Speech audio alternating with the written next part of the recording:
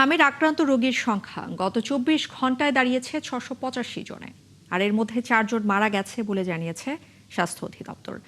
এদিকে আক্রান্ত একজন শিশুর মাধ্যমে হাম ছড়িয়ে পড়তে পারে ১৮ জন পর্যন্ত। হামের লক্ষণ দেখা দিলেই চিকিৎসকের পরামর্শ নিতে এবং আক্রান্ত শিশুকে আলাদা করে রাখার কথা বলছেন বিশেষজ্ঞরা।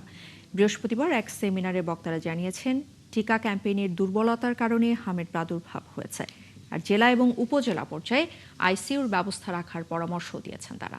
বিস্তারিত মোহাইমিনুল খান অপুর রিপোর্টে।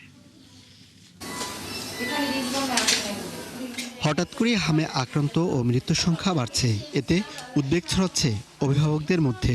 টিকার সংকট ও ক্যাম্পেইন না থাকায় এমন অবস্থা তৈরি হচ্ছে বলে মনে করেন অনেকে। হামের প্রাদুর্ভাব ও করণীয় শীর্ষক এক গোলটেবিল বৈঠকে এমন অভিমত দিয়েছেন বিশেষজ্ঞ ও চিকিৎসকরা।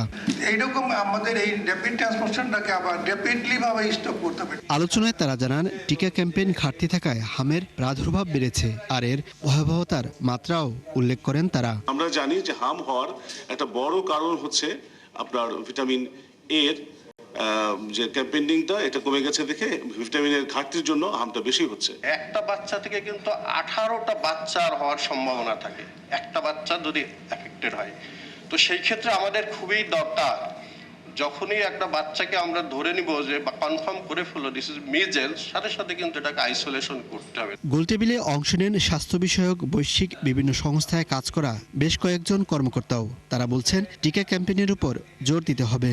ন্যাশনাল লেভেলে অনেকগুলো বডি আছে যারা এই সব সিচুয়েশনে পলিসি মেক করে। As early as possible high quality measles rubella campaign করতে হবে এবং তার এজ গ্রুপ শুরু হতে হবে 6 মান্থস থেকে।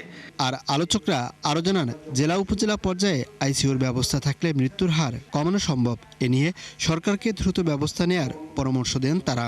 আমরা একটা সমন্বিত প্ল্যানিং এই আইসিইউর জন্য দরকার। আজকে মিজেলসের সমস্যা হয়েছে, কালকে যে আরো ওই 6টা প্রবলেমের জন্য আরেকটা প্রবলেম নিয়ে আমরা প্রবলেমে পড়বো না, সেটা আমরা বলতে পারি না। প্রত্যেকটা উপজেলা লেভেলে অন্তত 3-5টা আইসিইউ বেড, জেলা লেভেলে 10 থেকে 15টা আইসিইউ বেড, এবং এই বিভাগীয় শহর লেভেলে মিনিমাম 25 থেকে 30টা, এবং বড় বড় হাসপাতালেও এইভাবে 25 থেকে 30টা বেড আমাদের আইসিইউ এখনই করা উচিত। এছাড়া হামে আক্রান্ত, মৃত্যু এবং এ সংক্রান্ত সব তথ্য সঠিকভাবে জনগণের সামনে তুলে ধরার জন্য আহ্বান জানান বিশেষজ্ঞ, চিকিৎসক ও রাজনীতিবিদরা। একজন রোগী থেকে সেটা কি 2-3 জনে ছড়াবে নাকি 20 জনে ছড়াবে, কমপ্লিকেশন হয়ে কি বাচ্চা মারা যাবে নাকি তার আগেই আমরা এটা রোধ করে ফেলতে পারবো। এবং আমাদের যে রেসপন্স, সেটা একেবারে চোখে আঙুল তুলেই দেখিয়ে দেয় আমাদের জনস্বাস্থ্য ইনফ্রাস্ট্রাকচার কতখানি দুর্বল। প্রেক্ষাপটে বলতে পারি, যে দেশে গণতন্ত্র আছে এবং সংবাদ মাধ্যমের স্বাধীনতা আছে, সেই দেশে একটা মহামারীও হতে পারে না, এই ধরনের স্বাস্থ্যের একটা বিপর্যয়ও হতে পারবে না।